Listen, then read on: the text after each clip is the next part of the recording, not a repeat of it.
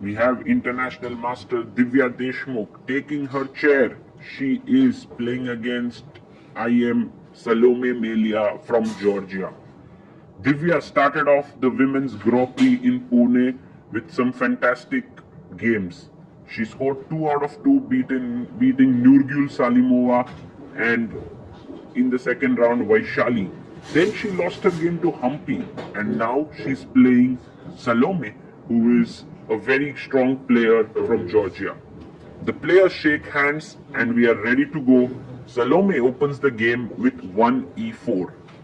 What is Divya's choice going to be? She decides to play c6 because she wants a fighting game of chess.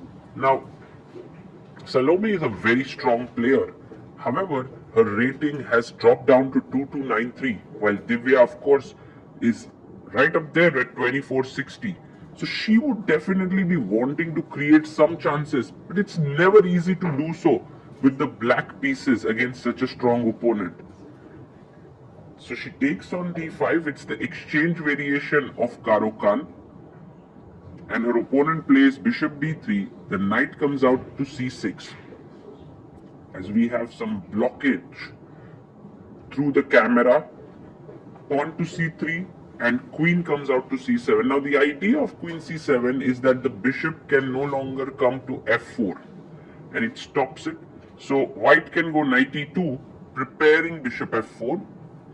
But Salome goes h3, which is also a nice move because you want to put your knight on f3 and you want to avoid the bishop coming and pinning you. So it's a nice move there.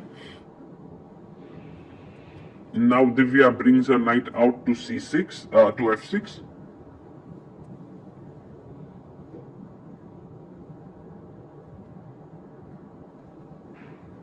And knight comes out to f3. For now, one of the issues that is faced by Divya is with her light squared bishop. And she immediately tries to fix it with the move g6. She wants to play bishop f5 and trade it off. White castles.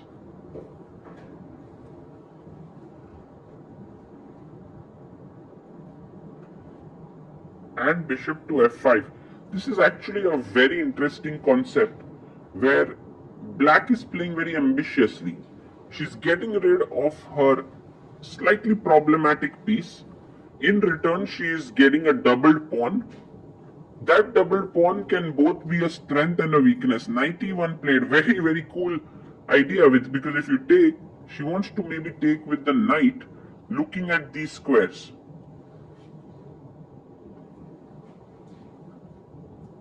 Divya can actually take it, but instead she goes bishop g7, which is also a completely fine move. But I guess now we see the point of Salome's maneuver, knight to e1. What she intends to do, she wants to take on f5, gf, and then the queen could move into the game as well. So bishop f5, good move. G takes f5. And the question is, there's another point. You can go knight d3 and bishop f4, knight to d3. Very good play here by white. Very interesting maneuver, this knight e1 to d3. Divya simply pushes her pawn to e6. She considers her position to be fine, and it is fine positionally because all the black pawns are on light square. Bishop comes to f4, attacking the queen.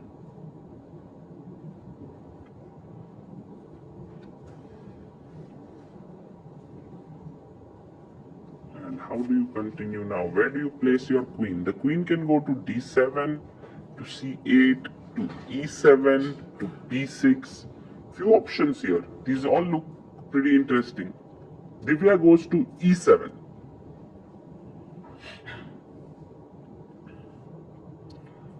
And now Salome develops her knight d2.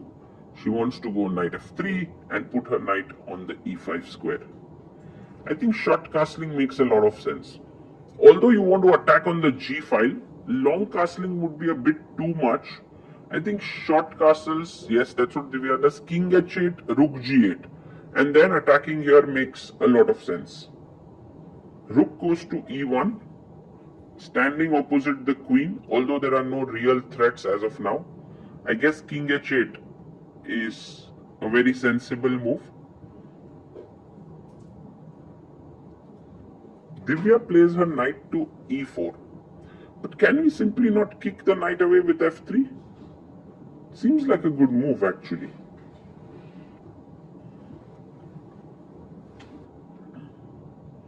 But Salome decides to play queen to h5, an aggressive move. And maybe she is angling to trade off this bishop on g7. I don't know if it's a good exchange or not. It seems like an idea. Look at Divya's move. She goes b5. Wow, what a move. It's a very interesting move by Divya. She's trying to maybe create play with b4. Completely unperturbed by what is happening on the king side. I was wondering if you can take and put your knight on c5, but then there is e5 breaking in the center with this loose knight on c5. She instead goes a3. Slightly slow move, but Salome does feel that that's good to sort of keep this a3 move in hand to slow down black's b4. And now f3 is played. I guess taking makes a lot of sense here. 92.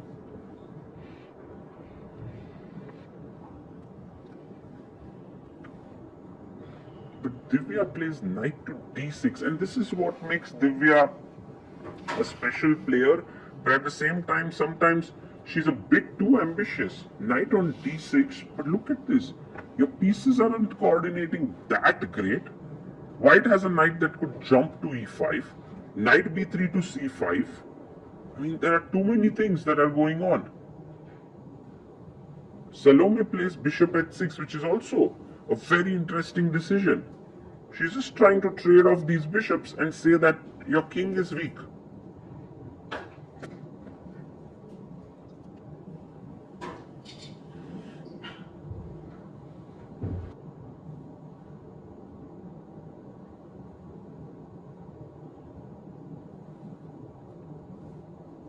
And now rook to e8 played.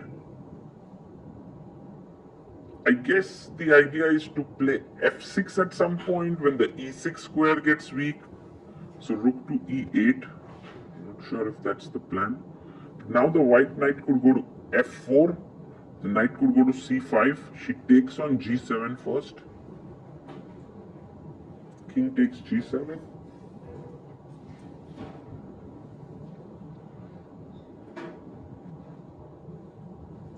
And now knight b3.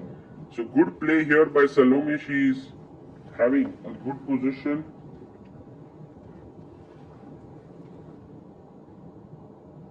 Let's see how Divya continues. She plays h6 move.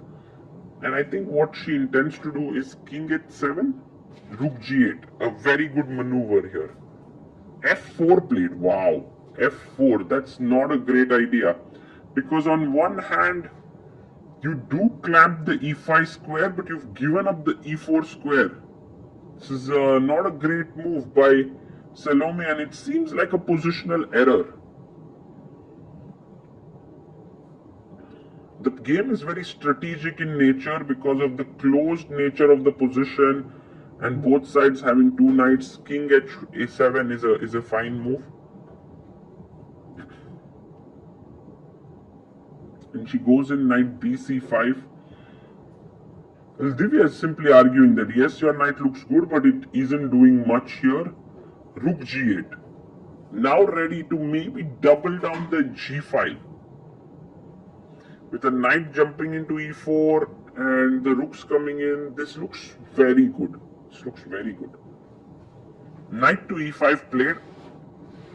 Attacking the knight here. Maybe taking here makes sense. If you think about it, take, f takes, and then jumping into e4. Yeah, so she takes it. fe5, very likely.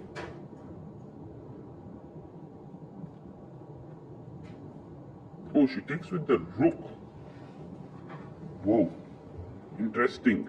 And now something like knight e4 would be a blunder because of queen takes f5 and you lose a pawn. So have to be slightly careful. Rook g6, great move. Threatening rook g8 and attacking here. Somehow Divya's moves are now easier to play. Goes rook f1. Wow. Okay, rook f1 is passive. Rook g8. It will require some great skills here to save the position now with the way in which Divya moves. She's very quick. She's also having a time lead. And now queen d8 played, just so that she can play her knight to e4 without having to worry about this queen takes f5 ideas. King to h2.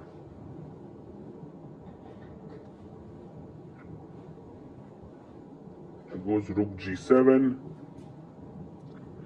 When you are better, there is no need to rush. You can calmly improve your position. Rook e3 played.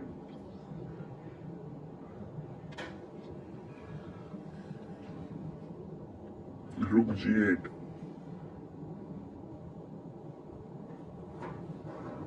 Well, maybe she's wanting the rook to come back to e5.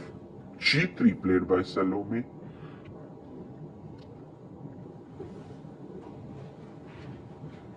And Divya brings her knight to e4. Finally, the small trade is going to happen here. Knight takes e4. I don't think you want to take with f pawn because it allows later f5. So she takes with the d pawn. And you have this zigzag pawn structure. Maybe there is some b4 breakthrough which will create more weaknesses for the time being. She attacks d5. Queen comes to d5 defending it. It's not so simple to make a breakthrough here as black. But the nice thing is that you have one weakness here, which you have kept your eyes on. It's time to create a second weakness. And Divya goes rook b8. And she's all about getting into action. b4 is on her mind. Queen d2. And maybe it's already time to play b4. She goes h5. Oh my god, she's playing on both wings. She's really creating this super confusion for her opponent. Queen e2. Salome is like, hey, now I'm attacking h5. What's your plan, Divya? She goes rook h8. Wow. Queen h5. She wants to go king g7. And if you come back, then boom, boom, check, and it's game over. It's a mate. Wow. So king g1 played. King comes to g7. And I think now she wants to play h4 if the position permits. Queen d2.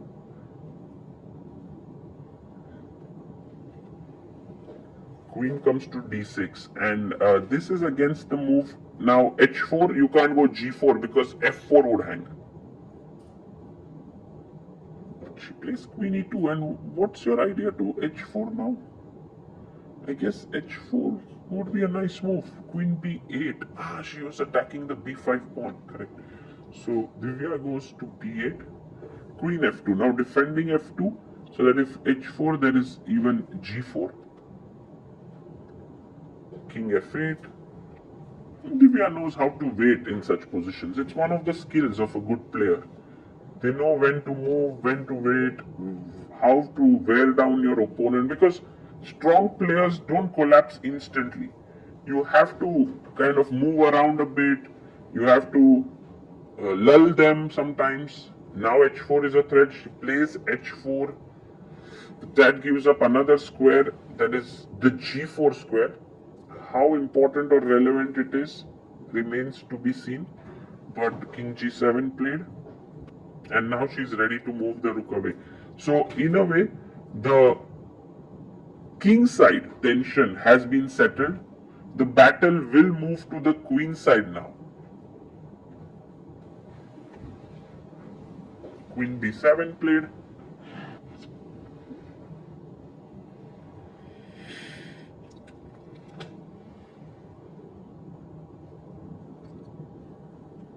Rook to c1.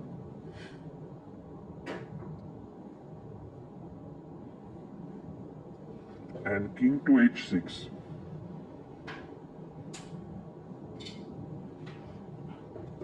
And c4. Well, wow, Salome is like, I can't wait so patiently. I'm going to do something here.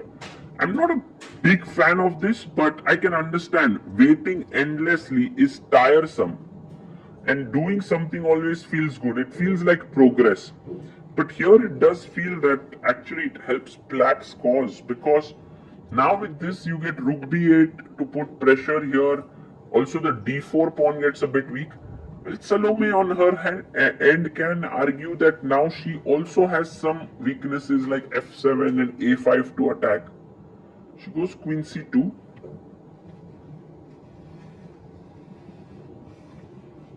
Objectively, the position still remains kind of fine for white. I mean, black is better, but white is still fighting.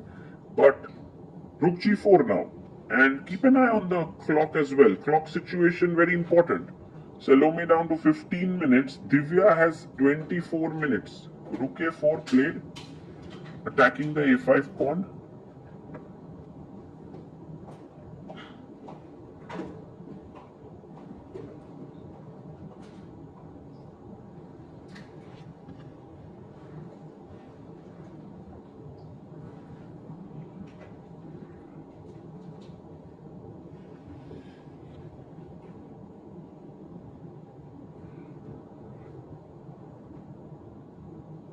And now queen to b5.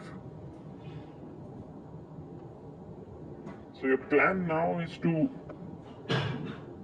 maybe get the rook in. Somehow you need both the rooks to enter. The queen is nicely positioned, looking here, looking here.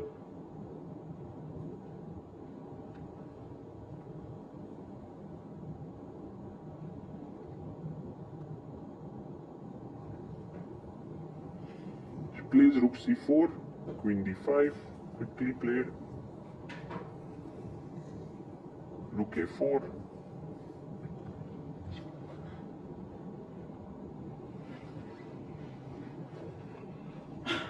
Let's see what Divya does next. It's very interesting, this position.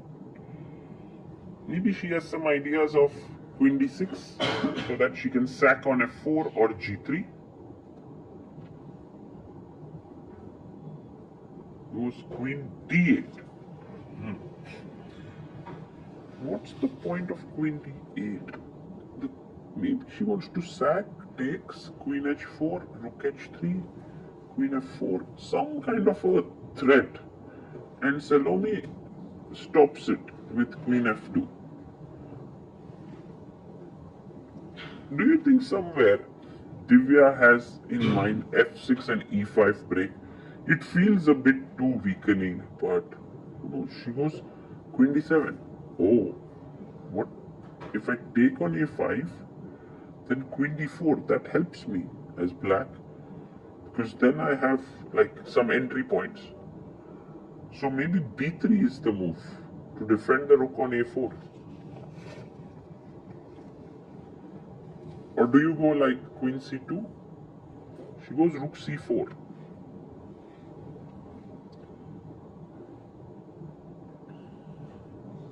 And now queen d5.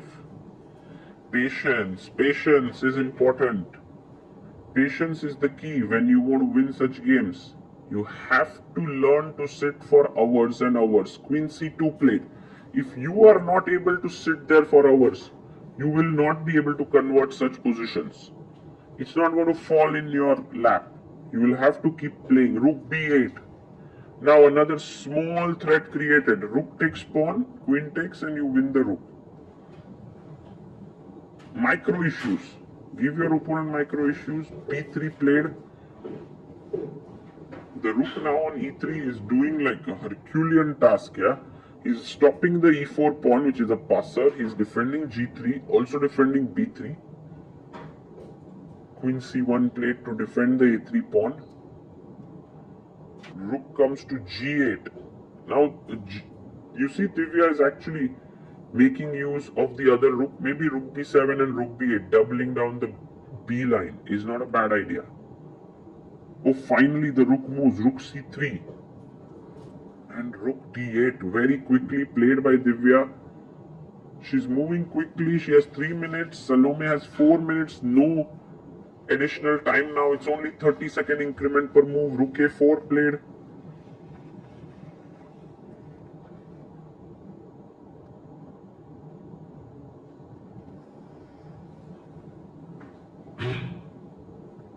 Rook to B5. I understand what Divya intends now. Rook D5 and this D4 pawn.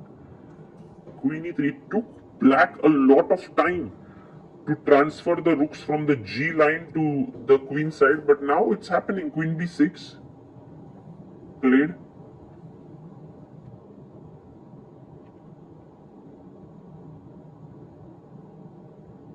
Plays rook C4, rook D5 on the board.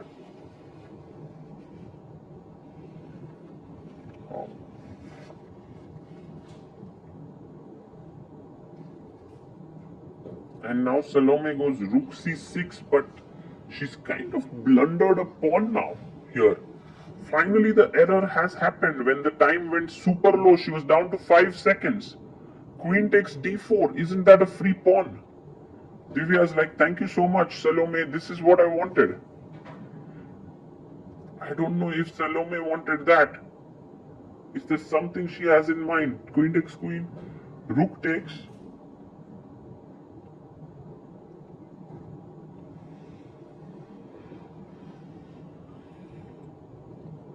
The A pawn is still a bit weak. She goes rook C2, trying to stop the rook from coming in. But now, do we go rook D3, attacking this and this? Yeah, she plays it. Rook D3. B3 is under pressure.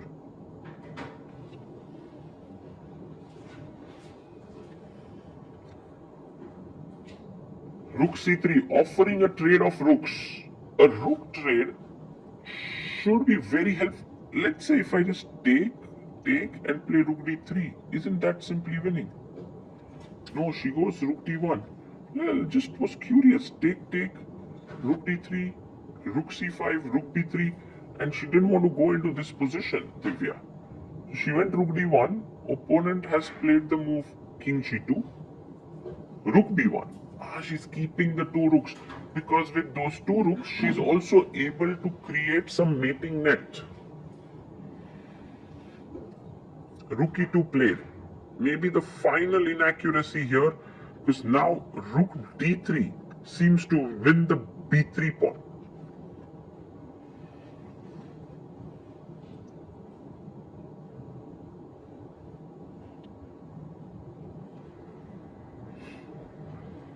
Yes, rook D3 on the board. Divya finds it. It's amazing how Divya has managed to make inroads here.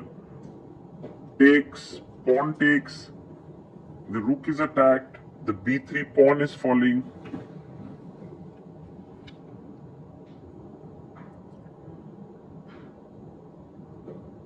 So she goes rook D2.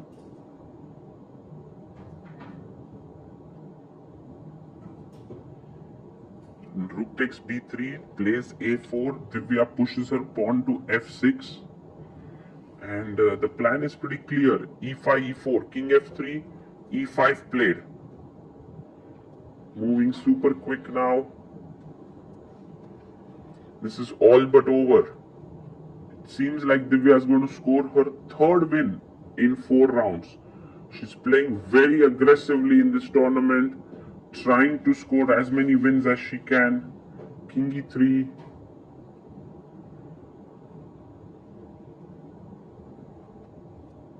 It's time to push E4, defending the D3 pawn. Rook D1.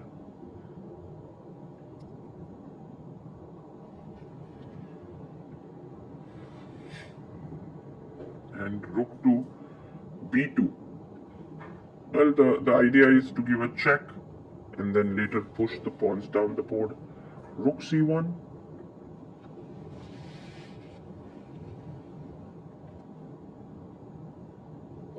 Check on E2.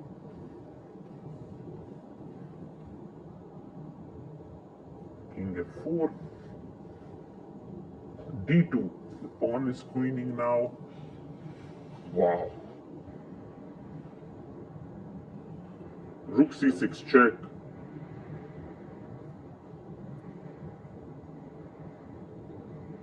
The king comes to g7.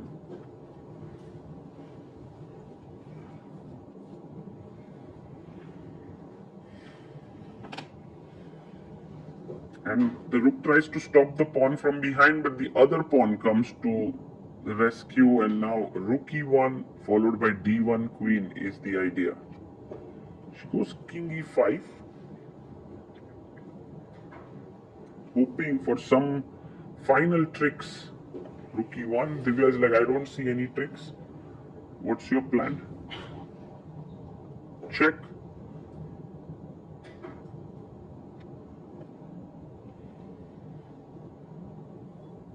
King f8, and if king f6 to threaten mate here, I can already queen. So it's winning. Rook check.